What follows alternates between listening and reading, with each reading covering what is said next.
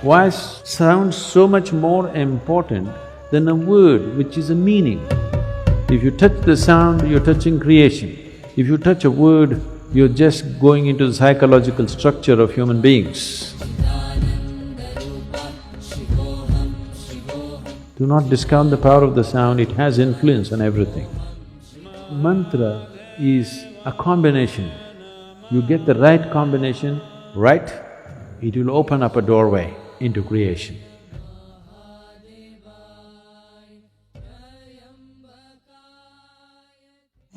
Yes.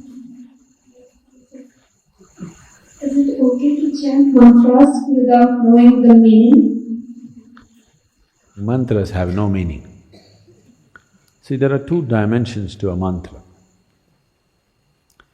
Mantras are not supposed to have any meanings in the tradition. There are different types of mantras. Unfortunately, the mantras which are normally known, they have given them meanings so that people can involve. Because there are lots of idiotic people who cannot involve with anything that's meaningless. That is why they miss the sunrise, the sunset, the moon, the full moon, everything they miss because it's meaningless. What is the meaning of a full moon? There is no meaning, only if you're in love it means a lot. Otherwise, what is it? Nothing. It's not meaningful means it is not useful. So, all the idiots on the planet will do only meaningful things. Yes, because they have no intelligence to recognize life and the many facets of life. It is not because you have attached a stupid meaning to it, it exists. It exists beyond you. It existed before you, it will exist beyond you. It is not because you give it a meaning, it's become useful or not useful. So the stupid in the world will do meaningful things. They may be intellectual, but life stupid, they have no life sense. If you have life sense, you will see it is the most meaningless things which really set you on fire, isn't it so? No? So they created two kinds of mantras. One larger set of mantras which have no meaning, just pure sound. You will see this in our music also. The Yaksha program happened just now and many of our people who were looking for meanings were thoroughly bored because they're doing alap for 40 minutes, Say something, say at least Shiva, Shambho, something. No, They're not getting the point because it's about the sound. Why sound so much more important than a word which is a meaning? Meanings are made up in human minds. Sound is the essence of creation. If you touch the sound, you're touching creation. If you touch a word, you're just going into the psychological structure of human beings. The psychological structure of human beings is essentially a certain kind of madness. We can enjoy it, we can use it, but essentially it's a certain kind of illusory setup. Sound is a fundamental aspect of creation. If you have mastery over sound, you have mastery over creation itself in a certain way, because creation is just a complex amalgamation of sounds. It's the blueprint of creation. But meanings are human things. You know, the same words mean different things in different languages, even in India. You know this. The same word means different things because it's all made up. The sound is not made up. Sound is part of the creation.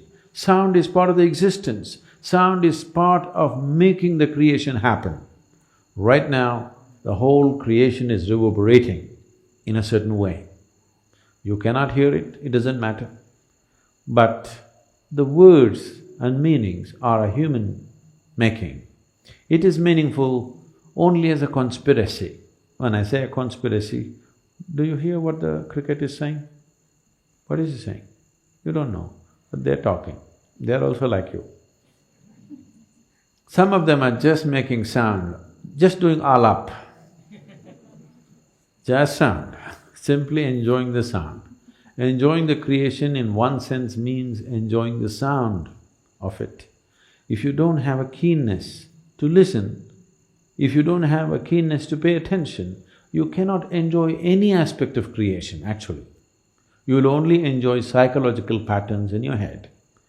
So this is the reason why most human beings want to speak, most of the time they want to be talking.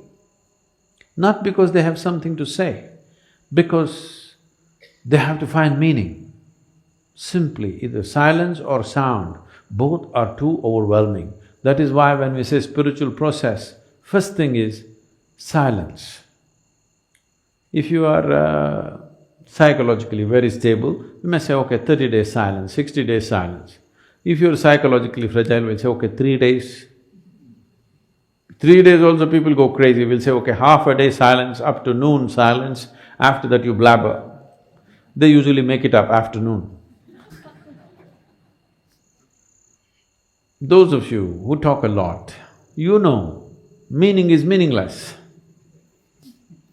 You can simply talk. A whole lot of people are experts, they can simply speak without any meaning. They have understood the importance of sound. They can go on talking without making any meaning. Now, if you were a bird, we would pardon you. If you were this one, we would be okay. Or if you're a musician, you would be okay to make meaningless sounds. If you're speaking, you're expected to make some meaning. So mantra is not to be spoken, it is to be chanted. Chanting means chant is of the sound, not of the meaning. Meaning is of speech, meaning is of the word, written word and spoken word. Meaning does not belong to a chant. A chant is simply a sound, a reverberation. So if you do not know the meaning, it's the best way to chant, if you ask me. Simply, absolutely involved with the sound and saying it. But first of all, what you are uttering, is it a mantra or is it a bhajan or is it a sankirtan? You must look at it. If it's a mantra, mantra means a pure sound. It need not have any meanings. You can give it whatever meaning you want to start with, because without meaning you cannot be involved. But once you know how to be involved, you should not give it any meaning. Om Namah Shivaya does not mean you go on imagining one man sitting there on top of a mountain with something happening around him. No. Initially, if that's the only way you can be involved, you can look at the Sivakasi picture.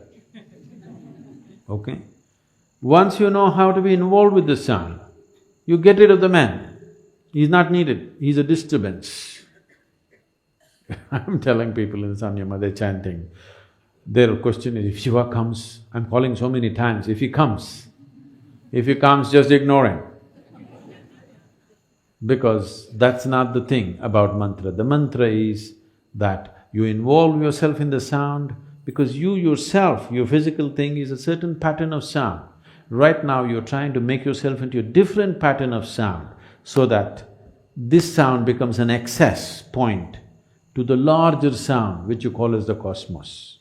A larger arrangement of sounds is cosmic in nature. Now, you use a certain key sounds in a particular arrangement, you know. In the safes, the locks are called a combination lock. So you have to just get it right for it to open. So mantra is a combination. You get the right combination right, it will open up a doorway into creation. It is not the meaning. Whatever meaning you give it, however high or low you think the meaning is a made-up thing. It's a psychological process. It has no existential meaning. No word has any existential meaning. Right now, whatever English words we're uttering doesn't mean anything to the trees. But if you can… actually these experiments have been done. If you sit here and sing beautifully, I cannot do that, but if you sit here and sing really properly, the tree is full of flower. It could be because of yaksha.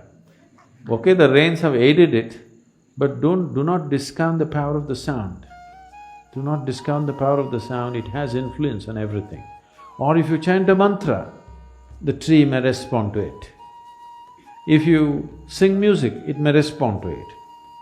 If you just generate a thought, it may respond to it. But if you speak, it will not respond. This is true with the tree, this is true with the divine.